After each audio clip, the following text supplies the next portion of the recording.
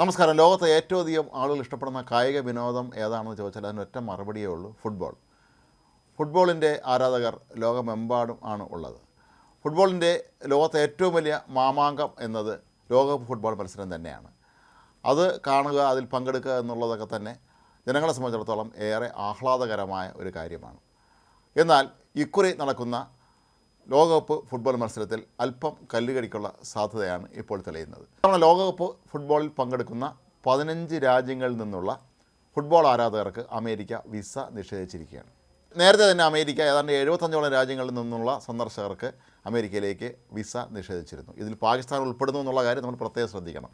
പാകിസ്ഥാനാകട്ടെ എപ്പോഴും ഞങ്ങൾ അമേരിക്കയുടെ സ്വന്തക്കാരാണെന്ന് പറഞ്ഞുകൊണ്ട് നടക്കുകയും പാകിസ്ഥാനിലെ പൗരന്മാർക്ക് ഇപ്പോൾ അമേരിക്കയിലേക്ക് വരാൻ വിസ കിട്ടാത്ത അവസ്ഥയുമാണുള്ളത്. ഒരുപാട് രാജ്യങ്ങൾ ഈ പട്ടികയിലുണ്ട്, 75ഓളം രാജ്യങ്ങൾ. ഇതിൽ ഉൾപ്പെടുന്ന 15 രാജ്യങ്ങൾ ഫുട്ബോൾ മത്സരങ്ങളിൽ സജീവമായി പങ്കെടുക്കുന്നുണ്ട്. ബ്രസീൽ ഇതിൽ ഉൾപ്പെടുന്നുണ്ടെന്നുള്ളതാണ് ഏറ്റവും പ്രധാനപ്പെട്ട കാര്യം. നമുക്കറിയാം, ഫുട്ബോളിൻ്റെ ലോകത്തെ അവസാനത്തെ വാക്കുകളിലൊന്നാണ് ബ്രസീൽ എന്ന രാജ്യം.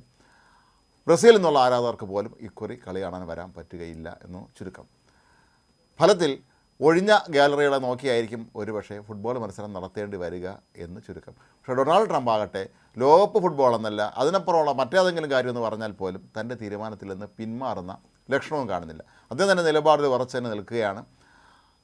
നിരവധി രാജ്യങ്ങൾ, അതായത് 75ഓളം രാജ്യങ്ങൾക്ക് ഒറ്റയടിക്ക് അവിടുത്തെ ആളുകൾക്ക് വിസ നിഷേധിക്കുക എന്ന് പറയുമ്പോൾ ട്രംപിൻ്റെ ഇക്കാര്യത്തിലുള്ള കാർക്കശ്യം എത്രയാണെന്ന് നമുക്ക് ഊഹിക്കാൻ കഴിയും. ഏതായാലും ഘട്ടകാലത്തിന് ഈ 15 രാജ്യങ്ങൾ ഈ മത്സരങ്ങളിൽ പങ്കെടുക്കുന്ന ലോകകപ്പ് മത്സരങ്ങളിൽ പങ്കെടുക്കുന്ന 15 രാജ്യങ്ങൾ ഈ 75 ഉൾപ്പെട്ടതാണ് എന്നുള്ളത് കൊണ്ട് തന്നെ ആ രാജ്യത്തു നിന്നുള്ള ആർക്കും തന്നെ അമേരിക്കയിലേക്ക് എത്തി ഫുട്ബോൾ മത്സരം കാണാൻ കഴിയുകയില്ല. നമുക്ക് ഇന്ത്യയിൽ നിന്നൊക്കെ അവിടെ ചെന്ന് ഫുട്ബോൾ മത്സരം കാണണമെങ്കിൽ ലക്ഷക്കണക്കിന് രൂപ വേണ്ടി വന്നേക്കും. പക്ഷേ അമേരിക്കയുടെ അടുത്ത കിടക്കുന്ന ബ്രസീൽ പോലെയൊക്കെയുള്ള രാജ്യങ്ങളിൽ നിന്നുള്ള ആളുകൾക്ക് പോലും ഈ മത്സരം കാണാൻ കഴിയുകയില്ല എന്നുള്ളതാണ് ചുരുക്കം. മാത്രമല്ല, ബ്രസീലിൻ്റെ കളി കണ്ട് അതിനെ പ്രോത്സാഹിപ്പിക്കുക എന്നുള്ളത് എല്ലാ ബ്രസീലുകാരുടെയും ഒരു കടമ കൂടിയാണ്. പക്ഷേ അവർക്ക് ആർക്കും തന്നെ ഇക്കുറി ഇത് വരാൻ പറ്റുകയില്ല.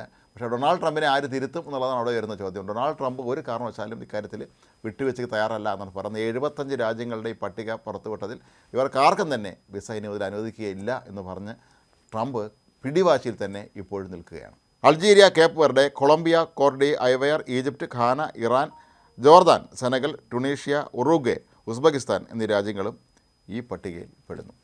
ഈ മാസം 21-ാം തീയതി മുതലാണ് ഈ ഒരു വിലക്ക് നിലവിൽ വരുന്നത്. അതുകൊണ്ട് തന്നെ ഈ രാജ്യങ്ങളിൽ നിന്നുള്ള ആർക്കും തന്നെ ലോകകപ്പ് ഫുട്ബോൾ മത്സരം കാണാൻ കഴിയുകയില്ല എന്ന് ഇതോടുകൂടി ഉറപ്പായിരിക്കണം. കാരണം ഇനി 21-ാം തീയതി ആകാൻ വളരെ കുറച്ച് ദിവസങ്ങൾ മാത്രമേ ബാക്കിയുള്ളൂ. അതുകൊണ്ട് തന്നെ അതിനിടയിൽ എന്തെങ്കിലും അത്ഭുതം സംഭവിക്കാനുള്ള ഒരു സാധ്യതയും ഇപ്പോൾ കാണുന്നതുമില്ല. എന്നാൽ ചില സന്ദർശകർക്ക് ഏതാനും ഇളവുകൾ അമേരിക്ക അനുവദിച്ചിട്ടുണ്ട് എന്നാണ് പറയപ്പെടുന്നത്. പക്ഷേ ഇതെല്ലാവർക്കും ബാധകമല്ല എന്നുള്ള പ്രത്യേകം ശ്രദ്ധിക്കുക. ഒരുപക്ഷേ ഈ വ്യക്തികൾ ഏതെങ്കിലും VIP അല്ലെങ്കിൽ അത്തരത്തിൽ ഏതെങ്കിലും നയതന്ത്ര ബന്ധമുള്ളവർ അങ്ങനെ എന്തെങ്കിലും ആയിരിക്കാനാണ് സാധ്യത. എന്തോ മാനദണ്ഡം അമേരിക്കൻ സർക്കാർ ഇപ്പോൾ മുന്നോട്ട് വെച്ചിട്ടുണ്ടെന്നാണ് പറയപ്പെടുന്നത്. പക്ഷേ ഇത് മുഴുവൻ നാട്ടുകാർക്ക് ഇതൊന്നും ബാധകമല്ല എന്നുള്ളത് കൊണ്ട് തന്നെ അവർക്ക് ആർക്കും ഫുട്ബോൾ മത്സരം കാണാൻ വരാൻ കഴിയുകയില്ല എന്ന് ഉറപ്പായിരിക്കുകയാണ്. കൂടാതെ ഈ പട്ടികയിൽ ഉൾപ്പെട്ടിട്ടുള്ള ഒരു രാജ്യമാണ് ഇറാൻ. ഇറാനെ സംബന്ധിച്ചിടത്തോളം ഡൊണാൾഡ് ട്രംപ് എന്തും ചെയ്യും എന്നുള്ള നിലപാടാണ് ഇപ്പോൾ നിൽക്കുന്നത്. ഇറാനിൽ പ്രക്ഷോഭം നടത്തുന്ന സമാധാനപരമായ പ്രക്ഷോഭം നടത്തുന്ന സാധാരണക്കാരായ മനുഷ്യരെ കൊല്ലുകയാണെങ്കിൽ ഞങ്ങൾ നിങ്ങളെ നേരിടും എന്ന് ഇറാന് ഡൊണാൾഡ് ട്രംപ് പരസ്യമായി മുന്നറിയിപ്പ് നൽകിയിട്ടുണ്ടായിരുന്നു. മാത്രമല്ല, ഈ ദിവസങ്ങളിലൊക്കെ തന്നെ ഏത് നിമിഷം വേണമെങ്കിലും അമേരിക്ക ഇറാനെ ആക്രമിക്കാനുള്ള ഒരു സാധ്യതയുണ്ട്. അതുകൊണ്ട് തന്നെ ഇറാൻ്റെ കാര്യത്തിലെടുത്ത ഈ ഒരു നിലപാട് നമുക്ക് വേണമെങ്കിൽ അമേരിക്കയെ സംബന്ധിച്ചിടത്തോളം ശരിയാണ് എന്ന് കരുതാം. പക്ഷേ മറ്റുള്ള രാജ്യങ്ങളെ സംബന്ധിച്ചിടത്തോളം അവരാരും അങ്ങനെ ഭീകര പട്ടികയിൽപ്പെടുന്നവരല്ല എല്ലാ രാജ്യങ്ങളും. പക്ഷേ ഈ 75 രാജ്യങ്ങളിൽ പാകിസ്ഥാൻ ഉൾപ്പെടുന്നു എന്നുള്ളതാണ് ഇതിൽ ഏറ്റവും വിചിത്രമായ കാര്യങ്ങളിൽ ഒന്ന്.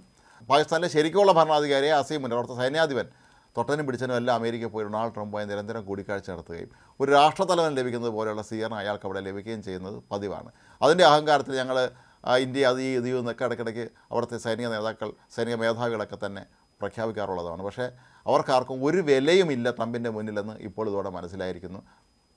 ഏതായാലും ഫുട്ബോൾ പ്രേമികളെ സംബന്ധിച്ചിടത്തോളം വലിയൊരു നിരാശ തന്നെയാണ് ഇത് സമ്മാനിക്കുന്നത്. കാരണം ഒരുപാട് രാജ്യങ്ങളിൽ നിന്ന് ആളുകൾ ഈ മത്സരം കാണാൻ വേണ്ടി എത്തും. പ്രത്യേകിച്ച് ഗൾഫ് രാജ്യങ്ങളിൽ നിന്നൊക്കെ വളരെ സമ്പന്നരായ വ്യക്തികൾ ഫുട്ബോൾ മത്സരം കാണാൻ എത്തുന്നതാണ് പതിവ്. പക്ഷേ അവർക്ക് ആർക്കും ഇക്കുറി ലോകകപ്പ് ഫുട്ബോൾ മത്സരം കാണാൻ കഴിയുകയില്ല. നേരത്തെ സൂചിപ്പിച്ചതുപോലെ ഒഴിഞ്ഞ ഗാലറികൾക്ക് മുമ്പിലായിരിക്കാം ഒരുപക്ഷെ പല ലോകകപ്പ് മത്സരങ്ങളും നടക്കുന്നത്.